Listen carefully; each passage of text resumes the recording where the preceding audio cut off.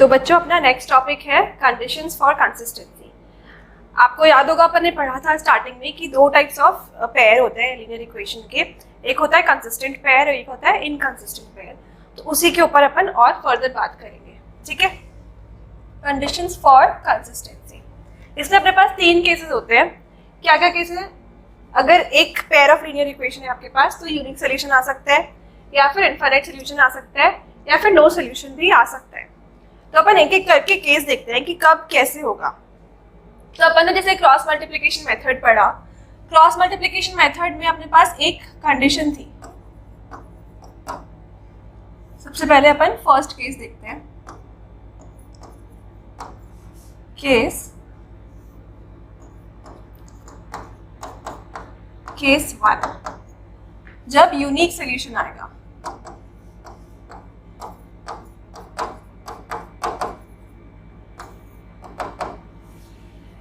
Unique solution, तो अपन ने cross multiplication method में एक पढ़ा था चीज, एक कंडीशन सेटिस्फाई करनी चाहिए तभी अपने पास x और y की यूनिक वैल्यूज आ रही थी। क्या कंडीशन थी वो? a1 b2 minus a2 b1 this should not be equal to 0। ये कंडीशन अपन ने डाली थी कि ये होना चाहिए, ओनली देन x की रिस्पेक्टिव वैल्यूज आएंगी, जो भी वैल्यूज थी दिस डिवाइडेड बाय दिस, और सिमिलरली y की न्यूमरेटर और डिनोमिनेटर वैल्यूज कुछ आई थी, उसमें ये कंडीशन इंपॉर्टेंट थी। तो ये कंडीशन इंपॉर्टेंट है, मतलब इसको अगर मैं थोड़ा अरेंज करके लिखूं, this is equal to a1 divided by a2 is not equal to b1 divided by b2। इसको क्या लेफ्ट हैंड साइड में लेके जाओ और क्रॉस मल्टीप्लाई करो, तो ये आपके पास कंडीशन आएगी। तो इस कंडीशन पे अपनी क्या आएगी? Unique solution.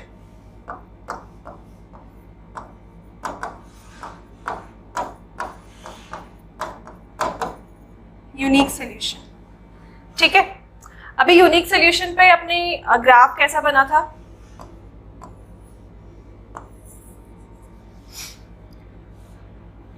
ग्राफ कैसा बनता है इसमें? अगर आपके पास दो इक्वेशंस हैं,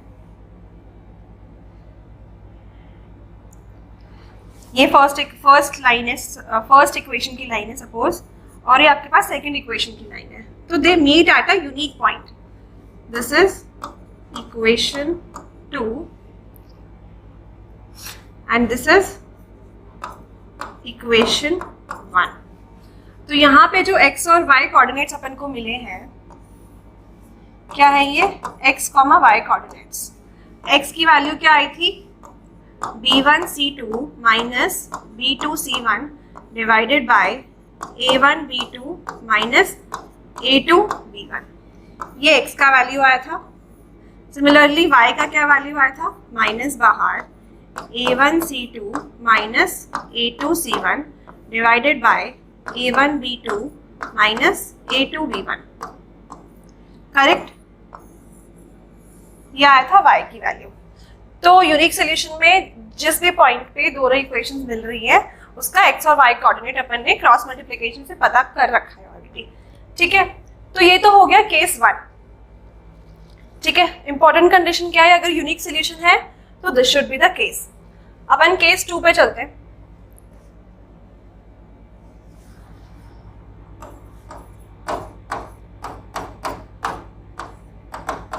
केस 2, अगर इनफाइनाइट सोल्यूशन की बात करें,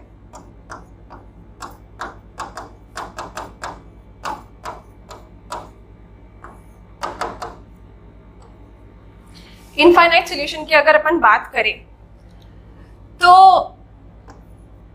a1 b2 minus a2 b1 this is equal to 0, क्योंकि अगर equal to not equal to 0 है तो अपने पास यूनिक सोल्यूशन आएगा। तो अगर इनफाइनाइट सोल्यूशन वाली बात करें तो ये तो वैलिड होना ही पड़ेगा, ठीक है।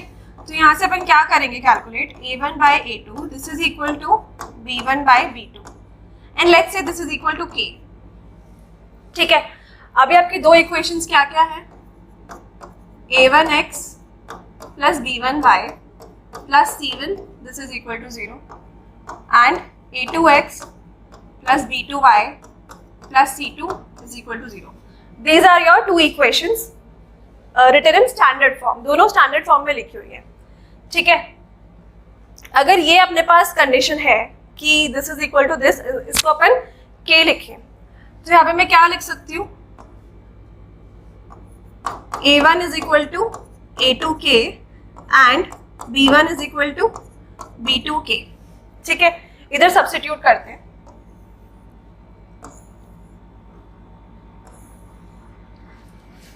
देखना फर्स्ट इक्वेशन क्या बन जाएगी,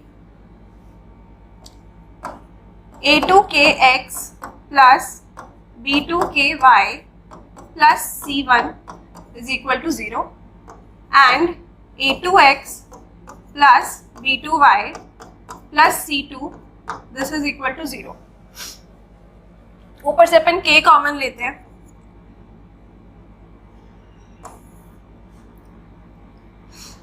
इसको रहने देते हैं, इसको नहीं लिखते अभी। ठीक है, इधर से क्या k कॉमन लेते हैं, क्या बनेगा a2x plus b2y plus c1 is equal to 0। ये तो हो गई first equation. And second equation क्या है अपनी, a2x plus b2y plus c2 is equal to 0। तो अगर अपन इन दोनों को कंपेयर करेंगे और अपन को एक सोल्यूशन तो चाहिए ही, अगर कोई भी सोल्यूशन आना हो तो वो कैसे आएगा, एक ही कंडीशन पॉसिबल है, जब c1 क्या हो जाए k c2, only then at least one solution is possible। ठीक है, अगर ये कंडीशन नहीं सेटिस्फाई होगी तो एक भी सोल्यूशन नहीं आएगा। तो अगर अपन को इनफाइनाइट सोल्यूशन वाली कंडीशन निकालनी है तो c1 is equal to k c2 लिखना पड़ेगा। ठीक है, अभी देखना आपकी दोनों इक्वेशंस कैसे ट्रांसफॉर्म हो गई है, k into a2x plus b2y plus c2 this is equal to 0, और क्या है a2x plus b2y plus c2 is equal to 0। This is equation number 1 जो आपकी है, दिस इज इक्वेशन नंबर 2। ये दोनों इक्वेशन बची है अपने पास। ठीक है, तो अगर अपन इसको कंपेयर करें या फिर रेशियो वाइज लिखे तो इसको मैं हटाती हूँ।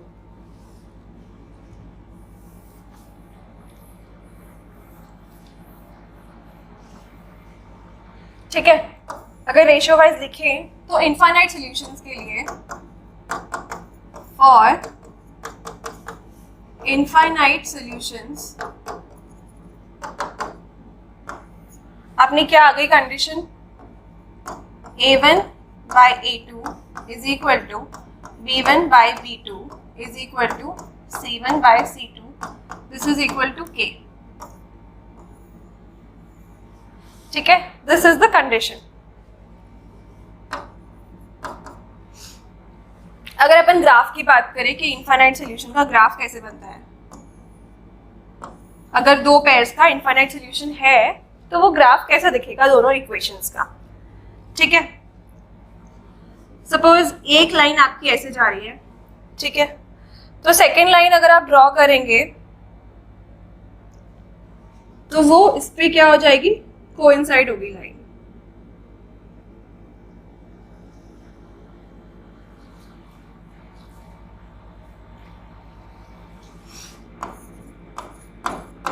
Both lines are coincident। coincident मतलब एक के ऊपर एक है। ठीक है, तो this is how the graph of infinite solutions, a pair of linear equations with infinite solutions look like। ठीक है, तो ये हो गया केस 2। केस 3 देखते हैं।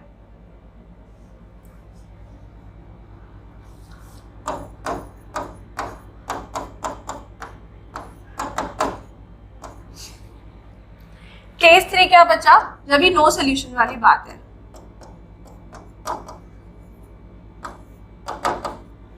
तो अपन ने देख लिया नो सोल्यूशन के लिए भी अपन को कंडीशन तो यही चाहिए, minus a2b1 this should be equal to 0। Condition तो यही है। अब अपन ने देखा कि अगर a1 by a2 is equal to b1 by b2, suppose this is equal to k। अगर अपन ने इनफाइनाइट सोल्यूशन वाला जो मेथड अप्लाई किया, अगर अपन सेम मेथड इधर अप्लाई करेंगे तो अपन किस पोजीशन पे आके रुकेंगे, जब अभी अपन को C1 और C2 में रिलेशन चाहिए होगा। तो यहाँ पे रिलेशन कैसे आएगा, C1 should not be equal to K C2, तभी अपने पास नो सोल्यूशन की कंडीशन आएगी। तो नो सोल्यूशन की फाइनल कंडीशन क्या बन गई, A1 by A2 this is equal to B1 by B2 should not be equal to C1 by C2. This is your final condition for no solution. ठीक है, graph का देखते हैं, इसका ग्राफ कैसा बनता है। अपन ये सब बातें पहले कर चुके हैं, रिवीजन टाइप समझ लेना आप। सपोज ये आपकी फर्स्ट इक्वेशन का ग्राफ है, ठीक है। सेकेंड इक्वेशन इसके एग्जैक्टली पैरेलल रहेगी, सेकेंड इक्वेशन का graph. So this is equation 1 let's say, and this is equation number 2। तो ये आपके दो ग्राफ हो गए। क्या हुआ, both the lines are parallel to each other, ठीक है। ये आपका थर्ड केस का ग्राफ हो गया, ठीक है। अभी अपन आगे एग्जाम्पल सॉल्व करते हैं, देखते हैं किस तरह के क्वेश्चंस बनते हैं इस टॉपिक पे।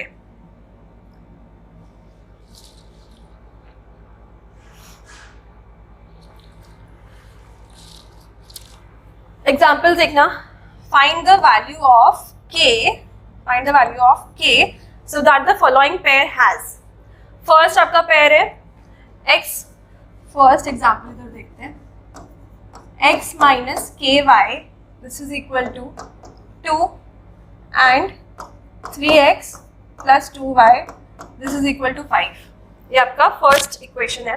अभी आपको इसमें यूनिक सोल्यूशन चाहिए, तो you want a unique solution. तो अगर यूनिक सोल्यूशन चाहिए तो आपकी k की क्या वैल्यू होनी चाहिए, दिस इज द क्वेश्चन। तो अपन को पता है कंडीशन फॉर यूनिक सोल्यूशन क्या है, कंडीशन फॉर यूनिक सोल्यूशन क्या होती है condition, A1 by A2 should not be equal to B1 by B2, correct. तो A1 कितना है अपना, A1 3 है, B1 कितना है -k, A2 कितना है 3 है, B2 कितना है, सॉरी A1 1 है, B2 कितना है 2। तो अपन ये कंडीशन अप्लाई करते हैं इधर, 1 divided by 3 should not be equal to -k divided by 2, ठीक है। इसको क्रॉस मल्टीप्लाई करूं अगर मैं, तो क्या आता है, k should not be equal to -2/3। मतलब कि k की वैल्यू अगर तुम -2/3 लिखोगे तो यूनिक सोल्यूशन नहीं आएगा, उसके अलावा तुम कोई भी वैल्यू लिखोगे तो ये तुम्हारे पास क्या आएगा, unique solution. Therefore k can have any value other than -2/3, ठीक है। तो ये हो गया यूनिक सोल्यूशन में कैसे सॉल्व करना है। सेकंड अपन एग्जांपल देखते हैं,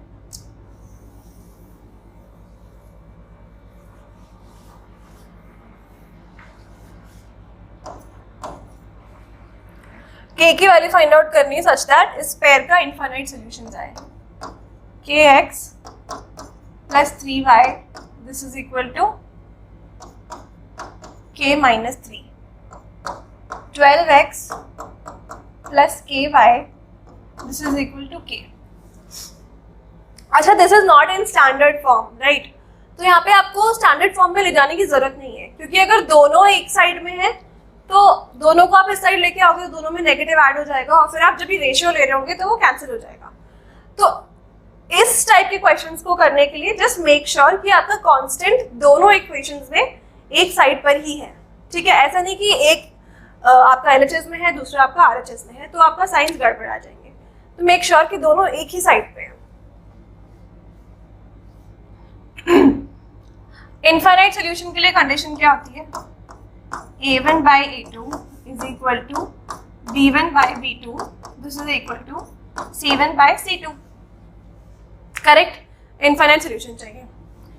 A1 की वैल्यू देखना कितनी है, K, B1 की कितनी है 3 and C1 is equal to K minus 3।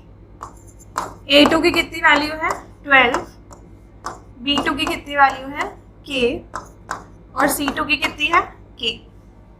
Substitute करते हैं अपन। A1 K divided by 12 is equal to 3 divided by K is equal to K minus 3 divided by K, ठीक है। अभी आप यहाँ पे दो अगर आप इसको ब्रेक करके लिखेंगे तो आपके पास दो इक्वेशंस बनेंगी सेपरेटली। एक इक्वेशन तो क्या है,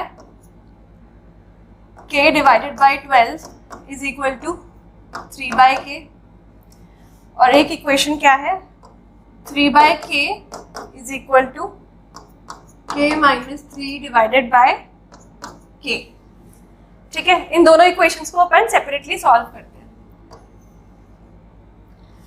इधर आएगा K square is equal to 36, cross multiply करेंगे तो K की वैल्यू कितनी आई प्लस माइनस 6, ठीक है। इधर देखते हैं 3K is equal to K square minus 3K, तो K square minus 6K is equal to 0, ये आपकी इक्वेशन बनी। तो यहाँ से भी K की दो वैल्यूज आई है, K एक 0 आया है और एक 6 आया है, ठीक है। अभी फाइनल आंसर में क्या आना चाहिए K की वैल्यू? क्या K की वैल्यू -6 लिख सकते हैं अपन? फाइनल जब भी ऐसा कंडीशन बने तो आपको दोनों इक्वेशन जो आपकी बनी है उनका जो कॉमन आंसर है, कॉमन K की वैल्यू जो दोनों इक्वेशन को सेटिस्फाई कर रही है, वो आपको एज एन आंसर लिखना है। तो यहाँ पे K -6 नहीं हो सकता और K 0 भी नहीं हो सकता। आपका K का आंसर क्या आएगा? K should be equal to 6। We have to accept only the common answers from both the equations। कौन सी इक्वेशंस की बात हो रही है यहाँ पे? ये आपकी जो इक्वेशन आपको क्वेश्चन में दी है उसकी बात नहीं हो रही, जो आपने फाइनल कंडीशन लगा के इक्वेशन बनाई है उसकी बात हो रही है, ठीक है। तो K इज इक्वल टू 6 आपका आंसर रहेगा इस कंडीशन में। थर्ड क्वेश्चन देखते हैं।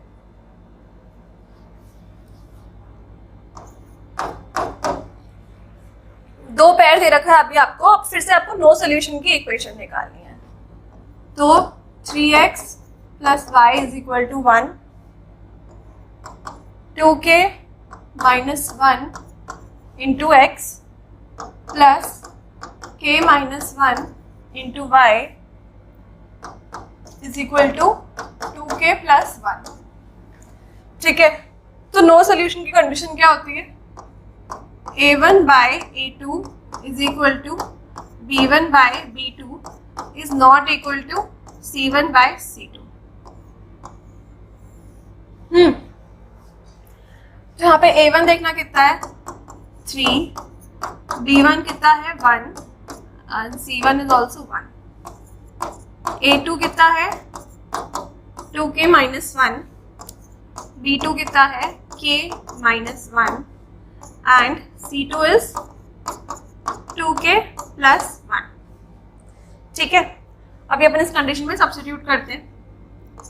तो 3 divided by 2k minus 1 is equal to 1 divided by k minus 1 is not equal to 1 divided by 2k plus 1, ठीक है। अब ये इस कंडीशन को कैसे सॉल्व करें अपन, एक जगह इक्वल है एक जगह नॉट इक्वल है, देखना कैसे सॉल्व करते हैं। फर्स्ट पेयर में ले रही हूँ 3k minus 3 is equal to 2k minus 1, ये आपकी फर्स्ट इक्वेशन बनी है। सेकेंड इक्वेशन क्या बन रही है, 2k plus 1 this is not equal to k minus 1। ठीक है, ये दो आपकी इक्वेशंस बनी है। देखना इधर सॉल्व करते हैं। k की वैल्यू आ गई आपके पास 2, यहां से देखना k को मैं इधर लेके आ रही हूं, तो k should not be equal to -2। ठीक है, तो यहाँ पे आपको दो चीजें पता चली कि इसको इक्वल टू होने के लिए k की वैल्यू 2 आनी चाहिए, और इन दोनों को एक दूसरे के इक्वल नहीं होने के लिए k की वैल्यू -2 आनी चाहिए।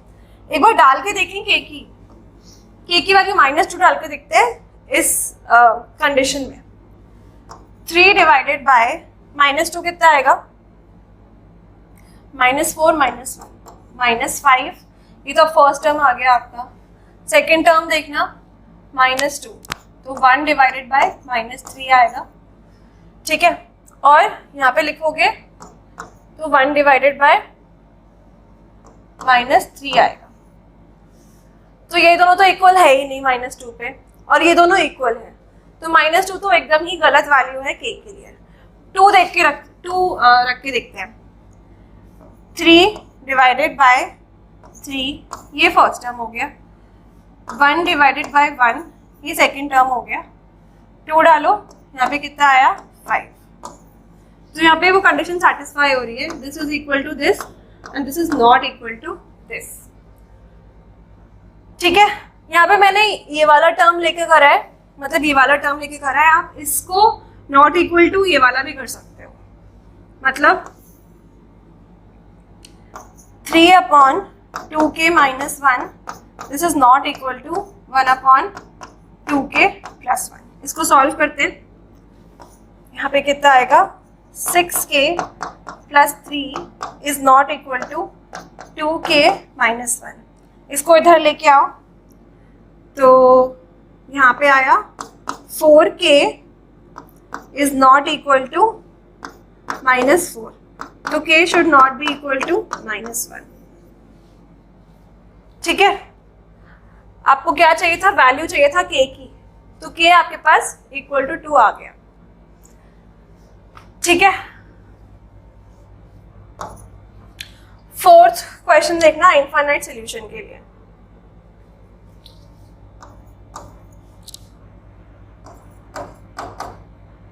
To x plus 3y is equal to 7, 2ax plus a plus by is equal to 28। Infinite solution आपको चाहिए, तो क्या करें, डायरेक्ट लिखते हैं इस बार। 2 divided by 2a should be equal to 3 divided by a plus b। इस केस में आपको a और b दोनों की वैल्यू चाहिए, k नहीं है इसमें। ठीक है, a b की वैल्यू चाहिए आपको इसमें। This is equal to 7 divided by 28। Infinite solution की यही कंडीशन होती है, करेक्ट। तो देखो ये कितना हो गया, 1 upon a is equal to 1/4। एक तो ये कंडीशन आएगी इस वाले को और इस वाले को लेके। ठीक है, एक बार इसको और इसको लेते हैं। 3 upon a plus b this is also equal to 1/4। तो यहाँ से देखना a की वैल्यू कितनी आएगी 4। a को 4 डालोगे आप इधर, तो यहाँ पे a प्लस b कितना आ रहा है 12। a को 4 डालोगे तो b कितना आएगा 8।